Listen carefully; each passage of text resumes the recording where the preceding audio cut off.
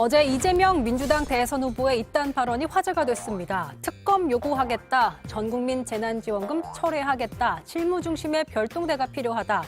그중에서도 정부와 극한 신경전까지 벌이며 고수했던 전국민 재난지원금 철회에 대해서 민주당은 정책을 엎은 게 아니라 무리를 안 한 것이라고 했지만 국민의힘에선 정반대의 반응이 나왔습니다. 만약 대통령이 이런 식으로 아니면 말고 식으로 국정 운영을 한다고 생각해 보면 얼마나 끔찍한 일이 되겠습니까? 말바꾸기 비판이 나올 게 뻔했지만 이 후보의 입장에선 승부수를 띄운 거라는 해석이 나오고 있습니다. 무리한 추진보다는 유연함을, 의혹 장기화보다는 선제 수사로 반전을 노린다는 거죠. 유행가의 한 소절처럼요.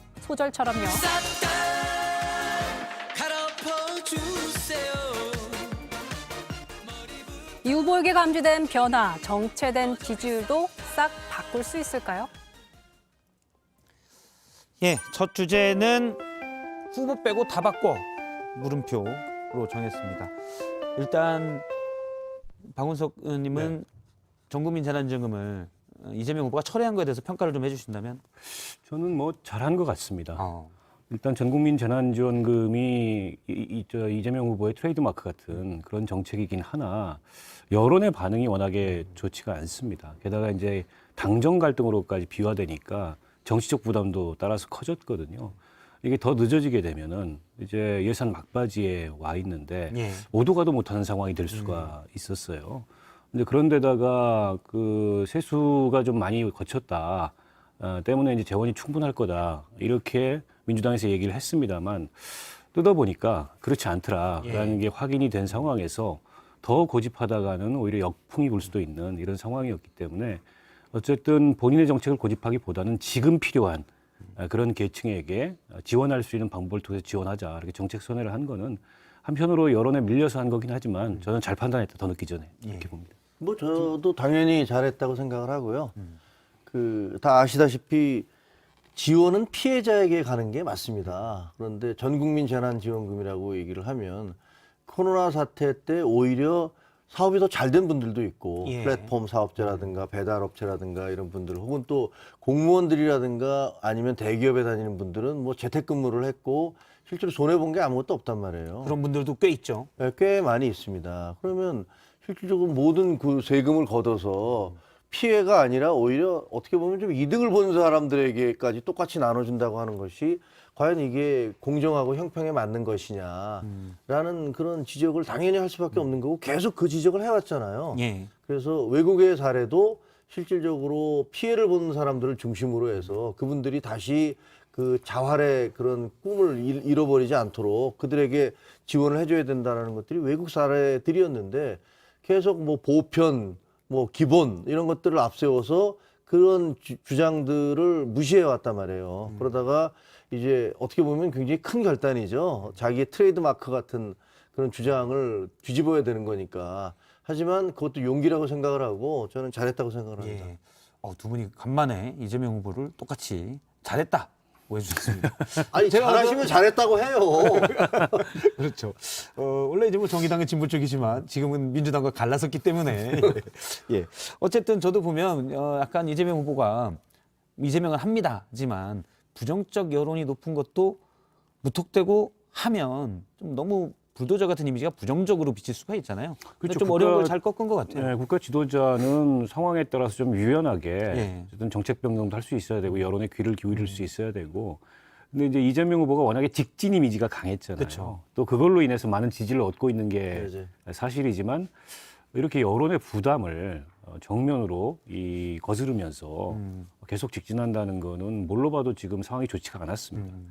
더군다나 이제 뭐 친묵하고는 있었지만 청와대 내에도 반대의 기류가 저는 분명했거든요. 그건 정부하고 같은 입장이었고 때문에 어떻게 보면 이재명 후보가 입장을 바꿈으로 인해서 정부나 대통령의 부담을 덜어준 측면도 있어요. 그런 면에서 보면 저는 더 늦지 않게 입장 선회한 건 잘했다고 봅니다.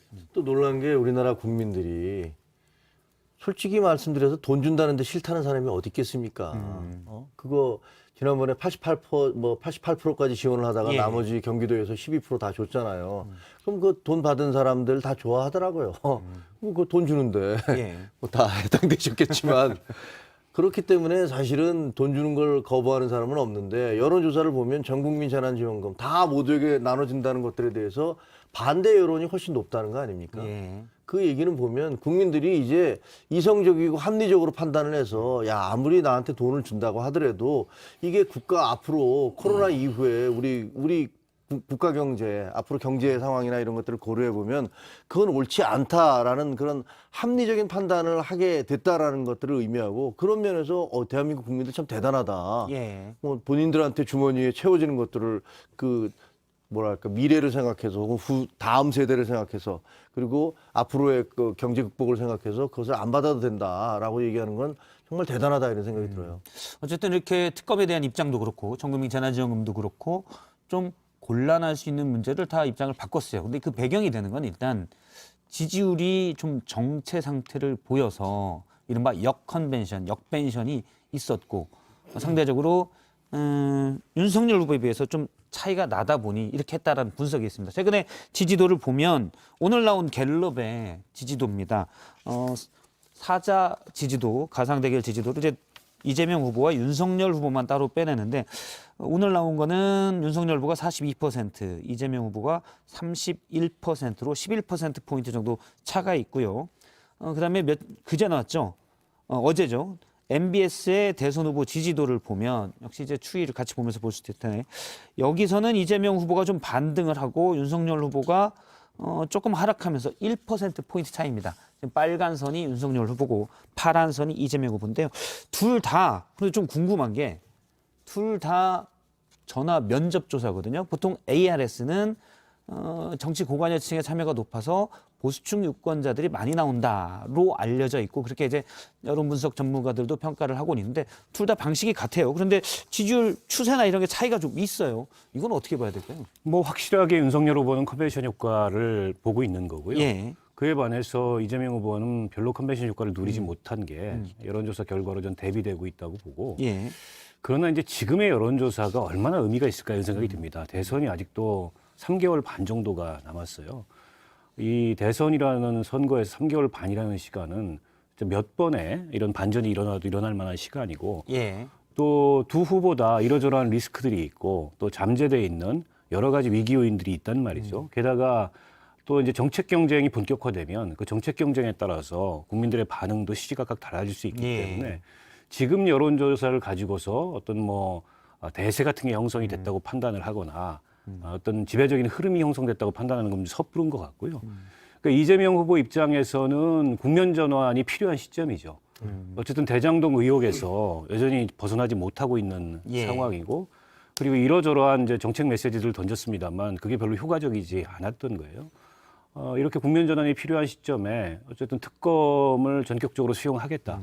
물론 앞으로 이제 국회 협상 과정을 봐야 되겠습니다만 이 메시지를 후보 스스로 던져서 대장동 의혹을 그야말로 정면 돌파하겠다라는 것을 천명을 한 거고 본인의 아주 대표적이고 상징적인 그 정책 공약을 접음으로써 예. 또 여론에 귀 기울이고 국민들 민심에 반응한다는 모습을 보였기 때문에 다음 주에 어떤 여론조사 추이가 나오는지 좀 지켜봐야 될 것 같고요. 예. 앞으로도 이런 변경들은 몇 차례 있을 겁니다. 저는 일단 여론조사 결과가 많이 다르잖아요. 예. 그런데 좀 여론조사하는 분들한테는 좀 죄송하지만 여론조사 너무 많이 하는 것 같아요. 너무 많죠, 사실. 너무 많아. 네. 그러니까 예를 들면 우리나라 경제 규모라든가 우리나라의 선거 규모라든가 이게 미국보다 더 많이 하는 것 같아요. 아, 그런가요? 제가 보기에는. 네. 예, 그런 어디서 기사도 그런 식으로 나왔던데 예.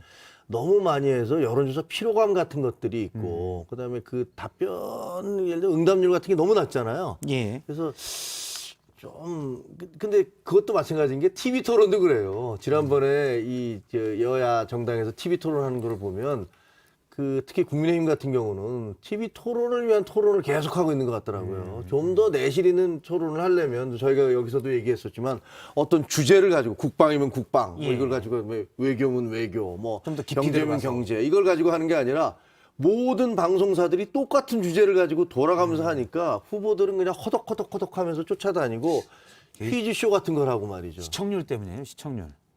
그럴 수도 저희도 뭐 있겠죠. 시청률을 무시할 수는 없지만 시청률 때문에 이제 후보들의 말이 길어지면 시청률 안 나온다. 그러니까 방송사들이 말을 짧게 뭐 1분 내에 해주세요, 1분 30초 내에 해주세요. 그러니까요. 뭐 이렇게 갈 수밖에 없는 상황이 된 거죠. 예. 그러니까 굉장히 얄팍한 그런 뭐 어떻게 보면 지식이나 순발력이라든가 이런 것들을 중심으로 해서 되기 때문에 이게 과연 후보들도 사실은 토론을 통해서 배우는 거잖아요. 예. 패널들도 마찬가지지만 뭐 앵커 할 때도 마찬가지고 모든 사람들이 그런 과정도 남들과 대화하고 토론하고 이런 것들을 통해서 배우기도 하고 자기 정책을 더 그 세련화시키기도 하는데 우리나라에서 TV 토론이라는 게 별로 그런 역할을 제대로 못 해주는 것 같고 우리나라 여론조사도 조금 너무 경마식으로 오늘 예. 나왔다 내일 나왔다 그러다 보니까 서로 결과가 너무 다른 것들이 나오고 그래서 이것도 좀 근데 개선됐으면 이제 좋겠다. 한국갤럽과 MBS 조사가 하루 차이인데 추세가 좀 서로 다르고 사실 질문은 정확하게는 약간씩은 차이가 있지만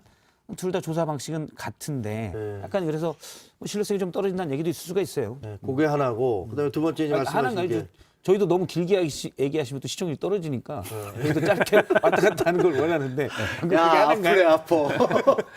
저도 이게 이제 시청률이 낮으면 대표한테 혼나요. 후보 진영도 마찬가지고 뭐 저희는 이 지켜보는 시청자들이나 국민들도 마찬가지인데 지금 말씀하셨던 대로 여론조사가 워낙 많기 때문에 예. 하나의 수치, 한 조사의 이 수치에 연연하기보다는 추세나 흐름이 중요한데 추세나 흐름 측면에서 이재명 후보가 특히 이제 국민의힘 경선 끝나고 지난 한 일주일 동안 진행됐던 여론조사에서 별로 좋지 않았다는 거죠. 아마 이제 이재명 후보가 전반적으로 이 전략을 선회하게 된 계기도 이대로 더 가다가는 자칫 이게 판이 굳어지겠다 이런 예. 판단은 안 할 수가 없었을 거예요. 이제 그런 생각이 들잖아요. 두 개 이제 얘기해 주세요. 그 다음에 거, 다음 이제 거. 여론조사 예. 말고 예. 그 왜 이렇게 바꾸자고 할까? 오죽하면 그러겠어요? 솔직히 얼마나 절박하면 지금 뭐 그 관전하는 사람들이야 뭐 이래저래 이제 관전평도 내놓고 말이 예. 좋지만 가장 괴로운 건 당사자일 거 아닙니까? 그렇죠. 사실 이거 목숨 걸고 하는 거잖아요. 일생에 한 번 오는 거고 뭐 아무나 할 수 없는 거잖아요. 그런데 지금 보면은 이 계속 그 후보로 뽑혔는데도 올라가기는커녕 정체하거나 후퇴하고 있고 더구나 경쟁자가 뽑힌 다음에 컨벤션 효과를 막 보고 있으니까 얼마나 애가 타겠습니까? 그러니까 모든 걸 다 바꿔보자. 뭐 이런 예. 얘기를 나올만 하죠. 그런 얘기 할만 하고 그러다 보니까 진짜 이 하면 합니다라는 그 트레이드 마크와 다르게 해도 안 되는 거 있으면 바꾸겠습니다. 이렇게 이렇게 나온 거 아니에요. 사실은 너무 이제 부정적 불도저 이미지는 이번에 많이 개선이 된 것 같아요. 그 부분 때문에. 근데 이제 문제는 그러면 또, 되느냐? 예. 그 지금 그 질문 하시려는 거 아니에요? 아니요. 아니었어요? 예.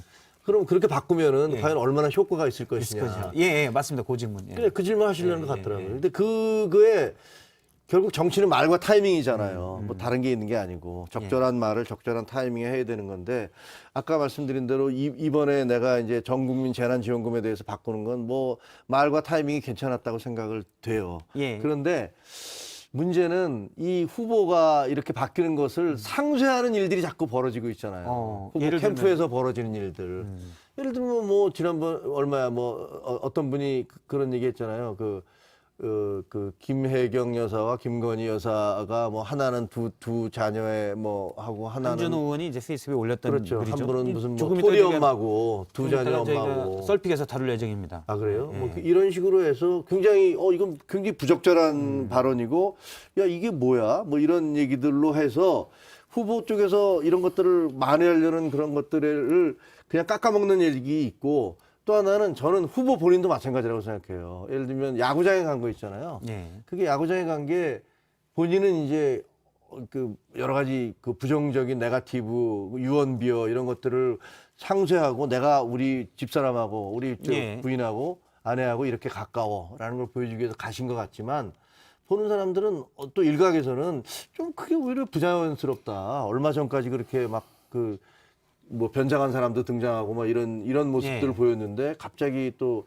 거기 가서 너무 다정한 모습을 보이니까 이게 조금 너무 인위적이 아니냐 이런 얘기를 하시는 분들도 있더라고요. 그래서 뭐 윤석열 후보가 야구장에 간 모습 또 이재명 후보와 김혜경 씨가 같이 간 모습이 차례로 영상에 나오고 있는데 일단 뭐 원래 좀 제가 듣기로는 코리안 시리즈를 보는 거를 이재명 후보 쪽에서도 먼저 그러니까 아이디어들이 좀 있었는데 이제 부인 다치고 그래서 좀 이렇게 시간이 좀 미뤄졌다는 얘기도 있고 그러더라고요. 그 사실 뭐 그냥 때 되면 하는 그런 유의 행보고 그런 유의 일정이었는데 아마 이재명 후보로서는 그 측면도 좀 의도했던 것 같아요. 말씀하셨듯이 루머를 불식시키고 근거 없는 얘기들이 확산되는 것을 막는 효과도 노렸겠지만 윤석열 후보는 혼자 갔단 말이에요. 그러니까요. 그리고 지금 이제 언론도 그렇고 많은 사람들이 궁금해하는 게 김건희 씨가 언제 선거운동에 등장할 거니 이걸 많이 궁금해해요. 예. 근데 지금 도이치모터스 주가 조작 의혹부터 시작해서 또 이제 허위 경력 뭐 여러 가지 의혹들을 받고 있단 말이에요. 그러니까 본인이 등장하기 전에 검찰이 먼저 소환하는 거 아니냐 뭐 이런 그러니까 얘기도 이게 지금 있잖아요. 못 나오고 있어요. 근데 이제 이재명 후보 입장에서는 본인은 어쨌든 동부인을 해서 이런저런 일정들을 수행할 수 있는데 윤석열 후보는 못하지 않느냐 이런 거를 좀 대비시키고 싶은 의도도 있었던 것 언론에 같아요. 저렇게 나오면 김혜경 부인이랑 같이 나오는 모습이 나오면 자 그러면 김건희 씨는 언론도 이렇게 얘기를 하게 되니까 자연스럽게 못 나오겠지 설마 이걸까지도 노린 수였군요. 그러니까 윤석열 후보가 먼저 갔잖아요. 코리안 CJ. 근데 윤석열 후보 먼저 갔을 때는 그런 걸 잘 느끼지 못했는데 그렇죠. 뒤에 이재명 후보가 동부인을 하고 간 장면이 나오니까 그 앞에 장면이 굉장히 뭔가 허전해 보이잖아요. 뭐 그럴 수 있죠. 뭔가 좀 비어 보이고 예. 이런 효과도 분명히 좀 있다고 봐요. 알겠습니다. 그 부분도 뒤에 좀 짚어볼 텐데 그 전에 먼저 이재명 후보가 바뀐 내용 중에 하나 특검에 대한 입장이죠. 그런데 지금 국민의힘에서는 당장 협상하자. 뭐 신발끈을 매버렸습니다. 당장 협상하자 했는데 김기현 원내대표의 말을 잠깐 듣고 얘기를 또 나누겠습니다. 민주당 그 원내 지도부에 협상을 하자고 제안을 먼저 했습니다. 최대한 빠른 시일 내에 결론을 내릴 수 있도록 생각하고 있고 그렇게 민주당이 협조해 줄 것을 기대하고 있습니다. 충분히 시간이 가능합니다. 뭐 저에게 특검 맡겨주시면 한 달 안에 결론 내드리겠습니다. 예, 맡겨주시면 한 달 안에 결론을 내겠다. 약간 뭐 많이 들어본 말기도 한데 일단 근데 오늘 원내수석들 얘기를 들어보면 뭐 민주당에서는 구체적으로 지금 진척이 나간 건 없고 의원들 얘기를 좀 들어보겠다라고 한병도 수석이 이주선과의 통화에서 얘기를 한 거를 좀 들었습니다. 특검이 가능할까요? 어떻게 보세요? 갈 걸로 아니 뭐 안 가능한 게 뭐 있겠어요. 뭐 하겠다면 하는 건데 근데 별로 이게 제대로 될 것 같지는 않아요. 그러니까 지지부지 끌 것 같아요. 뭐 범위를 지지부진하고. 어떻게 하냐, 대상은 그러면 이른바 쌍끌이 특검이면 이쪽 특검은 어떻게 하냐 이렇게 하다가 시간 좀 많이 갈 거라는 말씀이신 거죠? 아 그럼요. 그리고 이제 예를 들면 어떤 저 하도 특검에 대해서 얘기들이 많이 나와서 이준석 대표 같은 경우는 각자 우리가 그러면 대장동 특검하고 그다음에 고발사주 특검을 각자의 특검을 상대방에서 지명하자 뭐 이렇게 해도 얘기하고 있지만 이준석 그게 대표가 얘기를 했죠. 예, 그게 법상 되는지는 잘 모르겠어요. 그리고 예를 들면 원래대로 하자면 상설 특검이 아닌 그냥 일반 특검으로 하자면 여야가 합의를 해서 후보를 올리면 그중에서 대통령이 선발을 뽑도록 돼 네. 있잖아요. 그리고 또 특검 준비하는데도 또 한 뭐 몇십 일 정도의 시간이 걸리고 그러기 때문에 이게 그러다 보면 벌써 12월 지나고 1월 달 되잖아요. 그러면 그게 과연 쉽게 될 수 있을까? 그러니까 지금까지 14번의 특검 중에 상설 특검이 이제 한 번 있었고 세월호 특검이 상설 특검 나머지가 그냥 일반 특검법을 만들어 가지고 한 건데 평균 준비까지 40일 정도가 걸렸다고 합니다. 근데 이번은 2개를 준비하면 대선 앞두고 좀 더 걸리겠죠. 그러니까 이게 사실은 굉장히 이제 정치적인 이슈가 된 겁니다. 지금까지 13차례 헌정사실 특검을 하면서 검찰 수사가 종결되기 전에 특검을 시작했던 건 없었어요. 어쨌든 검찰 수사가 일단락이 되고 그 검찰 수사 결과를 연계받아서 특검을 시행했는데 지금 어떻게 보면 검찰이 한참 수사하고 있는데 이게 정치적으로 불거졌단 말이에요. 그러니까 이재명 후보가 더군다나 이걸 수용을 했기 때문에 아마 국회에서 협상이 들어가긴 할 텐데 방금 말씀하셨듯이 이걸 그러면 별도의 특검법을 제정해서 할 거냐. 지금 이건 국민의힘의 입장은 그렇습니다. 상설 특검으로 안 된다. 별도 특검법을 제정하자 이런 입장이고 그러나 이제 신속하게 하려면 별도 특검법이 아니고 상설 특검법은 뭐 법무부 장관이 그 발동을 하면 바로 이제 예. 임명 절차에 들어갈 수 있는 거기 특검 때문에 후보 추천위원회만 구성하면 네, 되니까. 국회가 의결을 하거나 그게 이제 빠르단 말이죠. 어떤 식으로 특검을 할 건지를 가지고도 이견이 있을 거고 예. 또 수사 범위 대상 이거 가지고 이견이 있을 거고 임명하는 절차 아무리 빨라도 28일이 걸립니다. 상설 특검법에 의존한다 하더라도 그리고 이제 최장 90일까지 수사를 하면 대선 전에 결과를 나오기는 어려워요. 그러면 이게 대선이 한참 벌어지고 있는데 그 대선 후보들을 상대로 이 특검이 수사를 제대로 할 수 있을까? 그래서 이거는 소리는 굉장히 요란한데 실효성이라는 측면에서는 많이 떨어지는 그런 특검이 될 가능성이 있다. 그러면 이재명 후보가 자꾸 이제 대장동 의혹 갖고 국민의힘에서 강력하게 의혹 제기를 하고 뭐 몸통이다 이러니까 아니 그냥 특검해 이렇게 나온 거잖아요, 사실은.